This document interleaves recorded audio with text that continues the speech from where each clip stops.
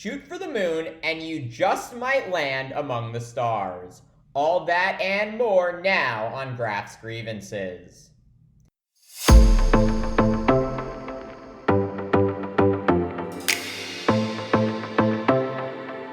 14. That's now the number of declared candidates running for the Republican presidential nomination. Yes, you heard that right. There are now 14 candidates vying to be the Republican nominee for the highest office in the land.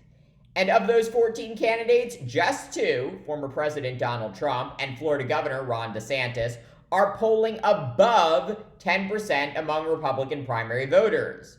So what explains why so many extremely long-shot Republicans have entered the race for the White House? The answer, both depressing and uniquely American. These egotistical blowhards have nothing to lose and everything to gain. The strategy? Shoot for the moon and you might just land among the stars. In essence, there is only personal upside to running for president. New book deals, TV contracts, and maybe even a shot at a cabinet position in a future Republican presidency.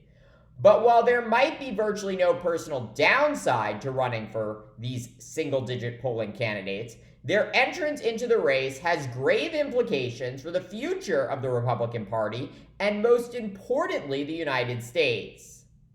Every additional candidate to enter the race makes it only more likely that the overwhelming frontrunner, Donald Trump, will be the Republican nominee. Take a look at the latest NBC News poll. Trump now has the support of 51% of Republican primary voters. That is up from the 46% support he had 2 months ago.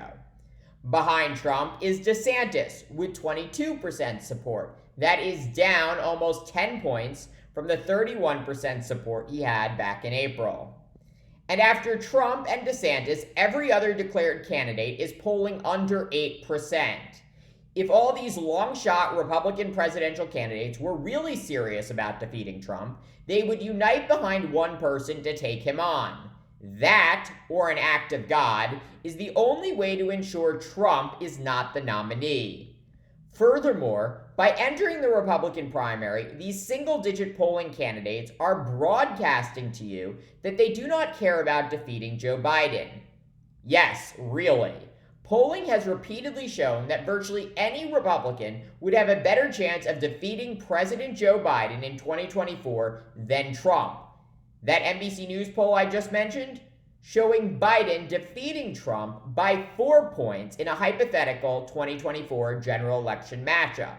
However, when the hypothetical contest is between Biden and DeSantis, the two men are tied at 47% each. So if Republican presidential candidates cared most about defeating Biden, they would do everything possible to ensure that Trump did not win the nomination. And while the primary season has yet to officially begin, and there is still time for some of these candidates to drop out, at the rate things are going, it only looks like more Republicans will get into the race. Presidential candidates on the left and the right routinely claim that the future of America is at stake in the upcoming election. But in 2024, that statement might be more true than ever before. For the first time in America's nearly 250-year history, a criminally indicted, twice impeached former president is attempting to regain control of the White House after literally attempting a coup in which he set a mob of his supporters to violently attack the U.S. Capitol after he lost a free and fair election. If Republican candidates were serious about saving America's democracy and their party, they would unite behind one Trump alternative and work in unison to deny the former president for the nomination. But the truth is, I doubt they will, because they have shown us their primary concern is not the future of America, but rather their own bottom line. Thanks for watching Graph's Grievances. Let me know what you think, and please subscribe.